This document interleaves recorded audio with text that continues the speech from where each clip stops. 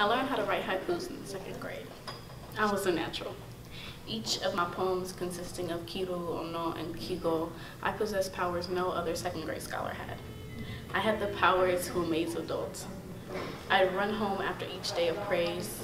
I'd flash my gold star work in my father's bloodshot eyes. This was my passion. Drinking was his addiction. Writing was my own.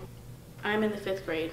Composition book turned poetry, filled, crinkled, and worn with white wine tear stains, hard liquor miseries. I wrote during his disappearances, read to him my 2 a.m. feelings, for he was always too drunk to recognize his own. At 10 years old, my hopes in God were already dwindling.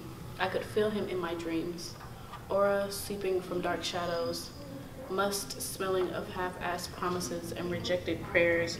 God was no-show these days, too busy to be bothered with Sunday morning miracles, wondering if I was a forgotten bottle of mistakes and sins, just like Daddy was, like the broken beer bottles he swept under the rug.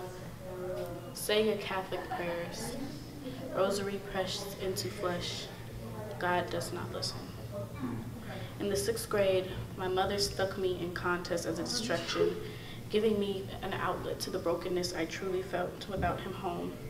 Awards shared over phone calls, certificates shown in empty visiting rooms. I understood that rehab was a competition of its own. Raised on a pedestal of progress, he showed me his own medals. 15 days, 30 days, 60 days, 90 days. He said he'd be home in time to see me on stage. He said he'll be home. Building sandcastles, ocean waves of destruction, settling upon shore. 3 years ago, I stopped writing poetry. 3 years ago was the last time he heard my poetry. He never got to see me on stage. He never got to see me come home.